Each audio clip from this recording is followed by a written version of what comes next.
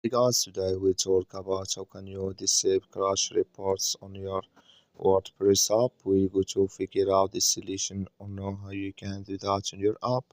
So you just follow these ways and it's going to work with you. All you have to do in first.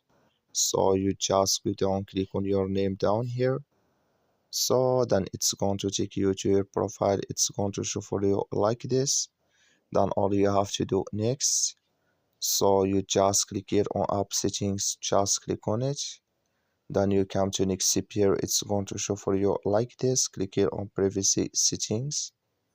So then it's going to take you to next step here. You come here to crash reports, just click in this sign or this color. Like you see color is gone, that's mean here crash reports disable with us now. So that's all you have to do. That's all. I wish you are great. Thank you for watching. Don't forget to support us by liking, subscribe.